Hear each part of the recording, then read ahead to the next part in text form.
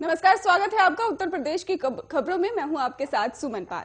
Corona और Omicron के खतरे के बीच देश के सबसे बड़े राज्य उत्तर प्रदेश में विधानसभा चुनाव की तारीख का चुनाव आयोग ने आज ऐलान कर दिया है। उत्तर प्रदेश में 403 विधानसभा सीटों पर इस 10 फरवरी से होगा मतदान और चुनाव आयोग की घोषणा के मुताबिक यूपी में 7 चरणों में चुनाव आयोजित किए जाएंगे। गौरतलब है कि इस साल उत्तर प्रदेश समेत 5 राज्यों में विधानसभा चुनाव होने हैं। कोविड नियमों का पालन करते हुए इन सभी राज्यों में चुनाव संपन्न कराए जाएंगे। और इसी के साथ ये भी बता दें आपको कि उत्तर प्रदेश की 17वीं विधानसभा का कार्यकाल 15 मई तक है। और अब आपको बता देते हैं कि कौन कौन सी तारीख पर कौन से चरण का चुनाव होगा। आपको बता दें कि 10 फरवरी को ही पहले चरण की वोटिंग और 14 फरवरी को दूसरा चरण, 20 को तीसरा और 23 को चौथा चरण और 27 फरवरी को 5वां चरण और इसके साथ ही 3 मार्च को ही छठा फेज और 7 मार्च को 7वां और आखिरी चरण। वहीं आपको ये भी बता दें कि पिछले दिनों मुख्य निर्वाचन अधिकारी अजय कुमार शुक्ला ने राज्य में मतदाता सूची को जारी कर बताया था कि इस बार मतदाता सूची में कुल 52,80,882 लोगों के नाम जोड़े गए हैं। इनमें महिलाओं की संख्या पुरुषों के मुकाबले ज्यादा है और इस साल नए मतदाताओं में भी 23,92,268 पुरुष मतदाता हैं और जबकि महिला मतदाताओं की अगर बात की जाए तो उनकी संख्या 28,86,988 है और वहीं 1,636 मतदाताओं ने ही खुद को थर्ड जेंडर के रूप में ही पंजीकृत कराया है। इन आंकड़ों के हिसाब से नए नामों में इस बार महिलाओं की संख्या पुरुषों के मुकाबले कहीं ज्यादा है। वहीं निर्वाचन अधिकारी ने यह भी जानकारी सामने रखी है कि फिलहाल राज्य में कुल 1,74,351 मतदाता केंद्र हैं और इसके अलावा आपको बता दें कि चुनाव में ही मतगणना 10 मार्च से शुरू हो जाएगी।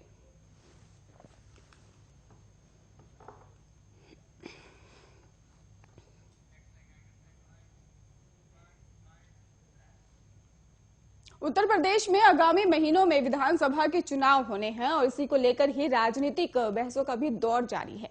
इस बीच उत्तर प्रदेश के उप मुख्यमंत्री केशव प्रसाद मौर्य ने 2022 के विधानसभा चुनाव में नेतृत्व के सवाल पर अपने और मुख्यमंत्री योगी आदित्यनाथ के बीच दूरियों के सवाल पर जवाब दिया है।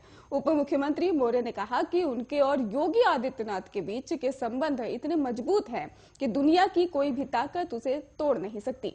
ये बात केशव प्रसाद मौर्य ने एक कार्यक्रम के दौरान कही है। आपको बता दें कि 2017 में जब भारतीय जनता पार्टी ने मुख्यमंत्री पद के लिए योगी आदित्यनाथ के नाम का ऐलान किया, तब से केशव प्रसाद मौर्य और योगी आदित्यनाथ के बीच संबंधों की तलखी को लेकर ही अटकलें चलती रही हैं। इस बात को लेकर विपक्षी पार्टियां, खासतौर पर समाजवादी पार्टी ने कई बार बीजेपी पर निशाना साधा और कहा कि केशव प्रसाद मौर्य को दरकिनार कर योगी आदित्यनाथ को मुख्यमंत्री बना दिया गया, यह इनके साथ धोखा किया गया।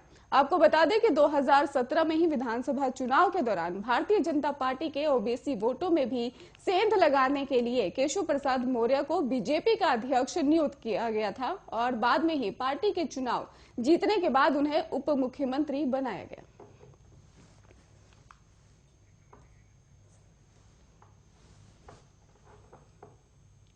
यूपी के कौशाम्बी में ही सिराथू विधानसभा के सयारा मां शीतला गेस्ट हाउस में ही उघान और खाद्य प्रसंस्करण विभाग की तरफ से ही प्रदेश स्तरीय किसान गोष्ठी का आयोजन किया गया। 2 दिवसीय किसान गोष्ठी में ही डिप्टी सीएम केशव प्रसाद मौर्य बतौर मुख्य अतिथि के रूप में पहुंचे।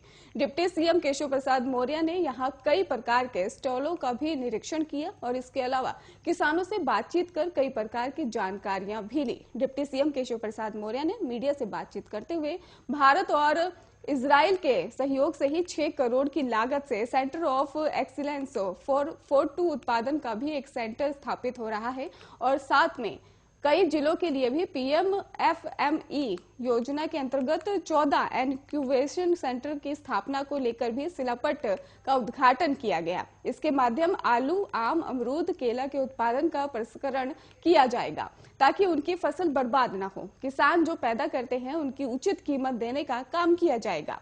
जो शिलापट रखे गए हैं वहां पर सारे केंद्र प्रारंभ होंगे और प्रदेश के लाखों किसानों को लाभ होगा और बहुत बड़ी संख्या में जो लघु उद्यमी है, जो गांव के नमकीन आटा या फिर सरसों का तेल बना रहा है, लेकिन उनको पैकेजिंग की सुविधा नहीं है, उन्हें भी पैकेजिंग की सुविधा इन केंद्रों पर मिल पाएगी।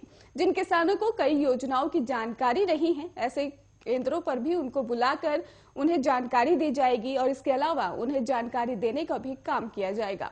और आने वाले समय में मेरे किसान भी जैसे कोई सरकारी नौकरी करने वाला कह सकता है कि मुझको महीने में इतनी कमाई हो रही है। और डिप्टी सीएम ने कहा कि वो युग पुनः आएगा जिसमें कहा जाता था कि उत्तम खेती, मध्यम बान और नौकरी को तीसरे दर्जे का, जिसे आज लोग पहले दर्जे का मान लिए हैं, वो स्थान अर्जित करने का काम करेंगे। जो अभी नौकरी खोज रहे हैं वो नौकरी देने वाले बनेंगे, ऐसी हमारी कोशिश है।